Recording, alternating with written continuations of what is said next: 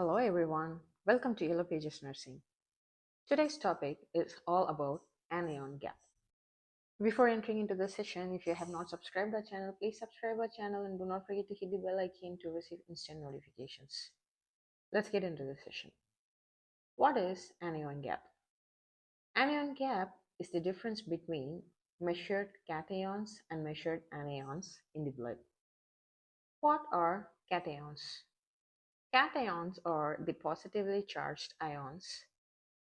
The main cation measured is sodium. Even though potassium is also a cation, it is present in very smaller amounts in the blood compared to sodium. So it does not significantly affect the anion gap. Now, what are anions? Anions are nothing but the negatively charged ions, and the main anions measured are chloride and bicarbonates. How to calculate anion gap? The standard formula used to calculate anion gap is anion gap is equal to sodium minus chloride plus bicarbonate. Usually, potassium is not used in the standard formula. The normal anion gap ranges between 8 to 12 milliequivalent per liter. High anion gap is more than 12, whereas low anion gap is less than 8. Let's see how to calculate the anion gap using the lab values given below. Using the standard formula, that is anion gap is equal to sodium minus chloride plus bicarbonate. Here the given sodium value is 140, chloride value is 100 and bicarbonate is 14, which gives 140 minus 100 plus 14, that is 140 minus 114. Hence, anion gap here is equal to 26 milliequivalent per liter. So here the interpretation will be, as we discussed, the normal anion gap ranges between 8 to 12 milliequivalent per liter. Thereby, anion gap measured here is 26, which is high.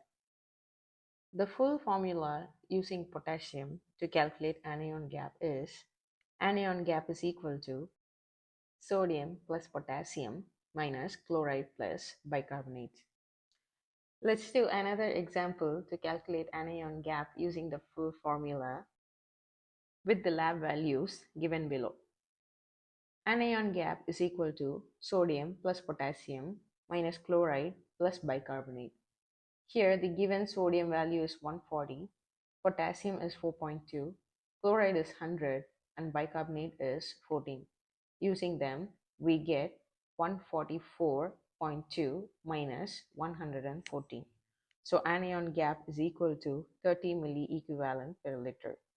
Hence the interpretation is, as we know, the normal anion gap ranges between 8 to 12 milliequivalent per liter, and hence the anion gap 30 will be high.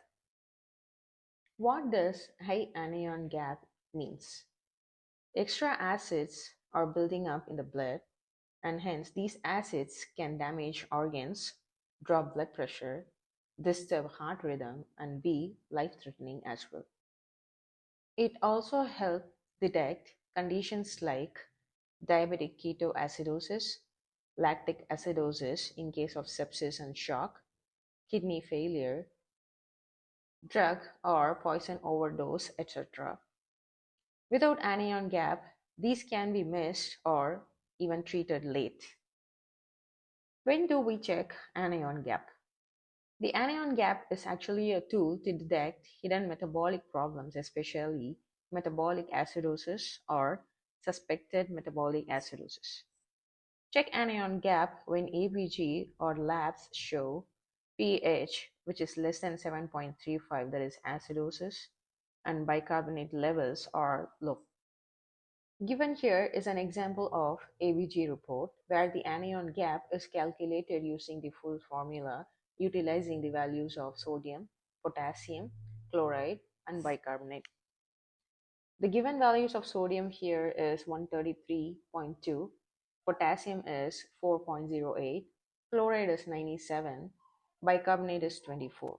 So we get 133 plus 2 plus 4.08 minus 97 plus 24, which is equal to 137.28 minus 121, which is equal to 16.28, that is rounded up, and hence the anion gap is 16.3 millimole per liter.